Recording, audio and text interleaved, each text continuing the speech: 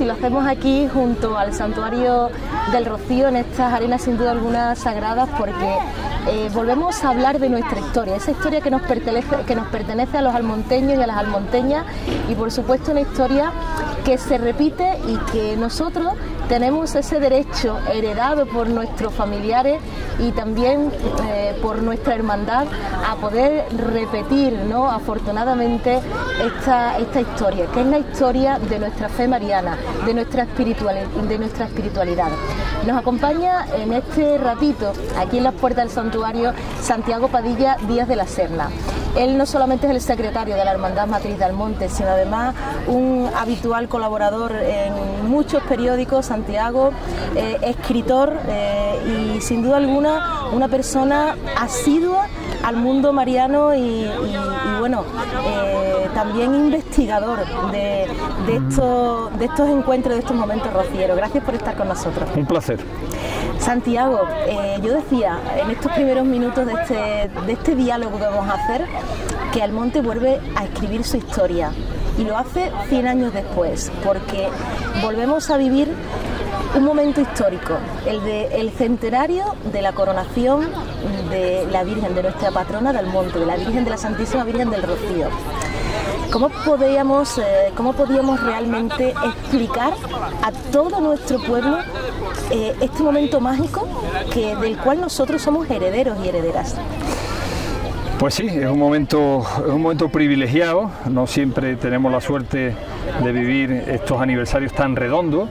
Hoy se celebran muchos tipos de aniversarios, pero un centenario, un bicentenario, esos aniversarios que marcan, porque significa que ha pasado un siglo, 100 años, pues no siempre tenemos la oportunidad de vivirlo, y en este caso estamos celebrando un acontecimiento verdaderamente trascendental en la historia del Rocío.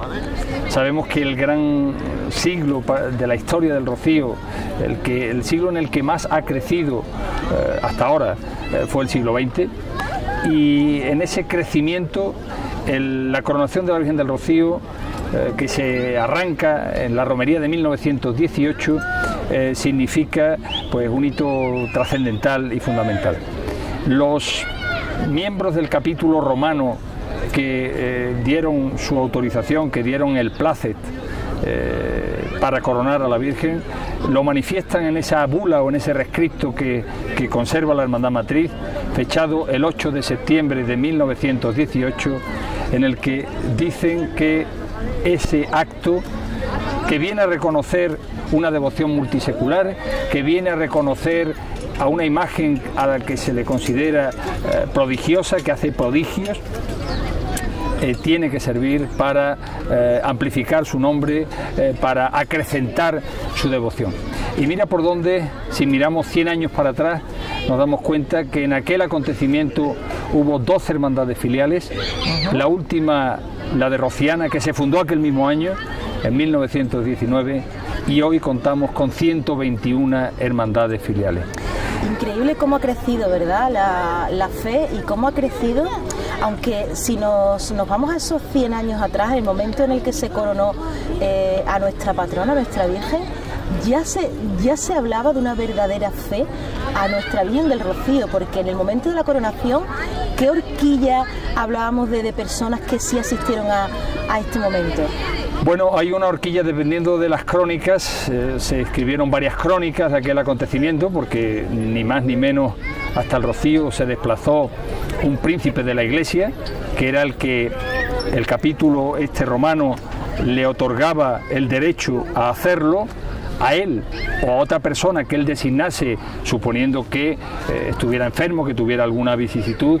Un príncipe de la Iglesia, un cardenal de la Iglesia, el cardenal Enrique Almaraz y Santo, muy amigo del Papa, de entonces, de Benedicto XV, porque habían coincidido en Madrid, siendo Almaraz y Santo deán de la Catedral de Madrid, y estando Benedicto XV entonces no tenía ese título. Claro. En la Nunciatura de Madrid, coincidieron, eran amigos, lo nombran cardenal en 1911, él estuvo en la designación del Papa Benedicto XV, fue uno de los electores del Papa Benedicto XV, como digo, venía nada menos que un príncipe de la Iglesia hasta la aldea del Rocío, y por tanto hubo distintos cronistas, y si nos atenemos a esas crónicas, hay una horquilla que oscila entre los 15.000 y los 25.000 almas que se dicen se congregaron en aquella romería. Es importante subrayar que entonces no había carretera, que había que llegar a este lugar por caminos, y que en la aldea no habría un parque inmobiliario de más de 40 o 50 chozas, 40 o 50 chozas. Por tanto, meter aquí a entre 15 y 25.000 personas, pues aquello fue un hito señaladísimo, y hasta tal punto que el agua del Pocito del Rocío se agotó. Cuentan las crónicas que se agotó el agua del Pocito del Rocío. Fue un grandísimo acontecimiento. El otro día me contaba una almonteña, me gustó mucho, una historia de esas que forman parte de la intrahistoria, que su abuela vino a vivir ese acontecimiento cumplida. O sea, se atrevió a venir hasta aquí, hasta el Rocío, estando cumplida ya de parto, porque no quiso perderse.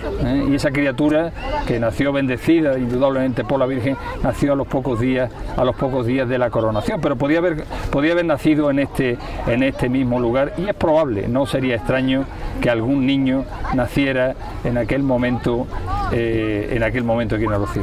Y puedo atestiguar, porque eso forma parte de mi historia familiar, que también nacieron amores, gente que se conoció en aquella romería en la que todo era emoción a flor de piel, porque eran conscientes de que iban a vivir un momento único en la historia del Rocío, como es el caso de mis abuelos paternos, mi abuela Juana Espina, que conoció o por lo menos se comprometieron con mi abuelo José María Padilla, el hermano mayor de la Hermandad del Rocío de Rociana en aquella romería. Y como ese habrá muchísimos otros casos de personas que se conocieron y que se pusieron en relación y que formaron familia a raíz de aquel acontecimiento que tanto los emocionó. Las historias personales, ¿no?, que van sin duda alguna sumando todo ese cómputo de emociones que se van haciendo alrededor de la Virgen. Y volviendo justamente ese día, Santiago, un día, hablamos 100 años atrás, fue un día en el que a la Virgen se le coronó. Hay gente que piensa que fue en el santuario, pero fue en el Real. Efectivamente, fue en el Real. Ya José Nogales, en sus cartas del Rocío del año 1900, había dejado escrito que en el Rocío, en la Función, no cabía un alfiler en la antigua ermita. Esa ermita, que había sufrido una reforma muy importante en el año 1915, y que pocos días antes de la coronación vio transformada su fachada, es decir, la imagen más difundida de este lugar y de aquella romería, aunque es verdad que hubo pocas fotografías. La fachada de la ermita se terminó en marzo de 1919, a escasa fecha de la coronación de la Virgen del Rocío. Era una de las obras que había quedado pendiente en 1915, y el nuevo párroco, que había sido vicario con el anterior, Manuel Márquez, un hombre al que el Rocío le debe muchas cosas, no ha pasado hasta hace poco tiempo, no ha pasado por ser un personaje, fue el que hizo la refundación de la Hermandad Matriz en 1917, 2 años antes de la coronación. La hermandad estaba muy deshecha, una cosa muy normal en el siglo XIX, donde muchas instituciones religiosas de todo tipo, y especialmente las hermandades, sufrieron mucho los envites del liberalismo, de las políticas religiosas en España.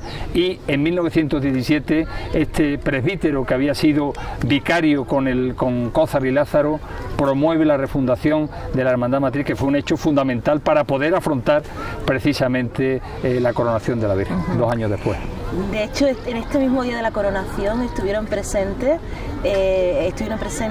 bueno, pues el presidente de la Hermandad Matriz. Perdona, sí. Vuelvo a la pregunta, que no te la he contestado.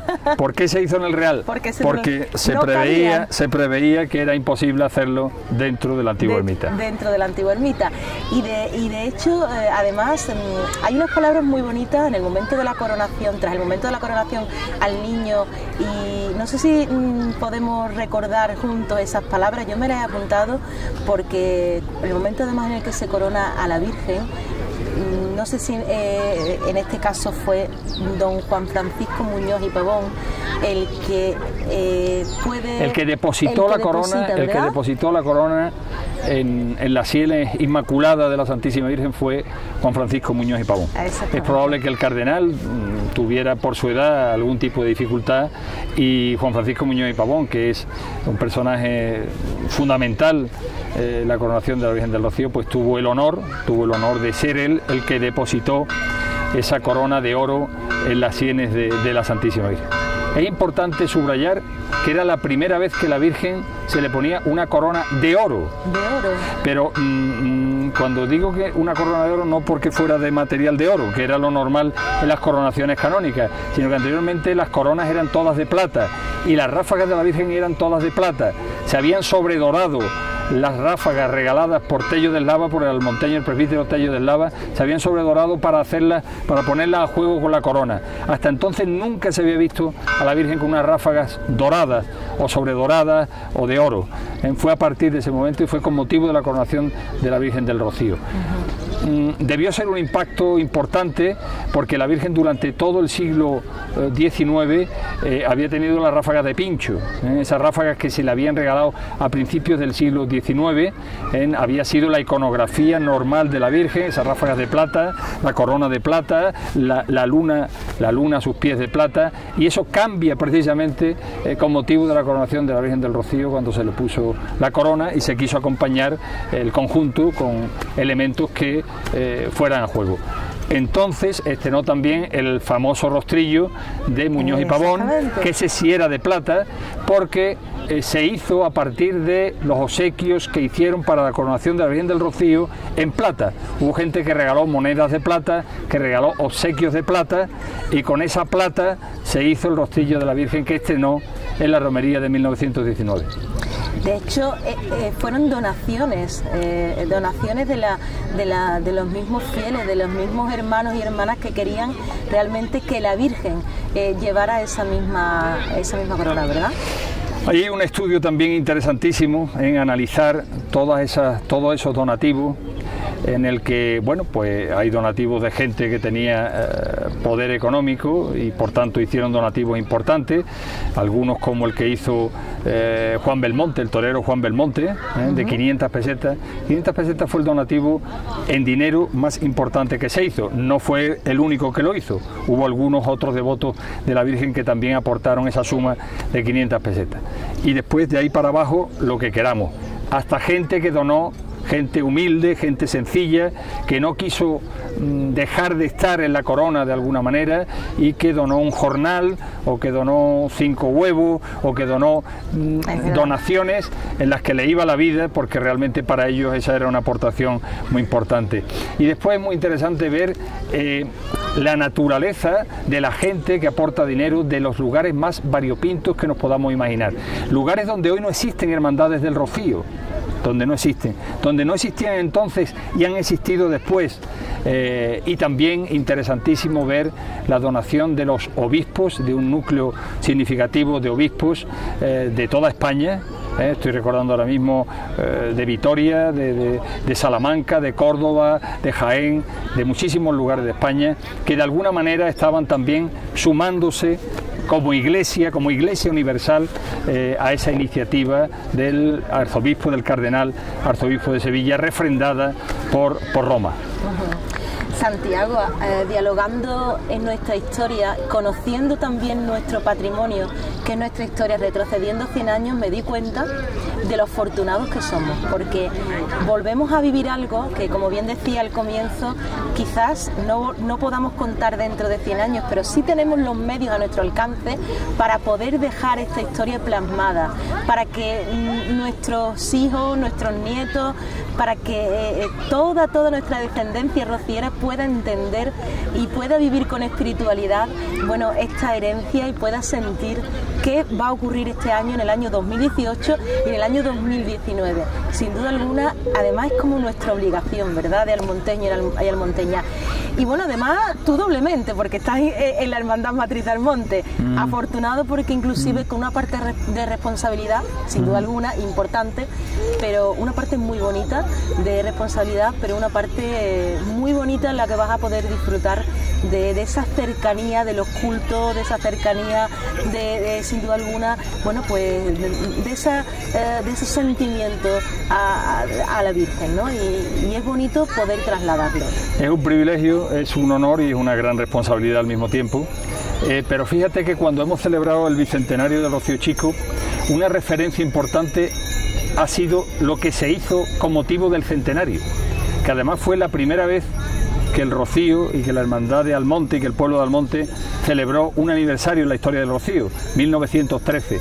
Sin duda lo que hagamos ahora será una referencia para las generaciones futuras, que vendrán a buscar cómo y de qué manera Almonte celebró nada más y nada menos que un centenario de la Virgen del Rocío. Por eso todos, y esta es una llamada que hacemos a todos los almonteños y a todos los rocieros, tenemos que vivir con intensidad, con alegría este acontecimiento, involucrarnos, participar en los actos y sumar para que quede una estela importante de la celebración de este primer centenario de la coronación de la Virgen del Rocío. A título pasado, cuando hayamos disfrutado de todas estas horas, hablaremos también de estos momentos especiales para dejarlos, sin duda alguna, plasmados en esta historia de este año. Gracias, Santiago. Será un placer, muchas gracias. Gracias.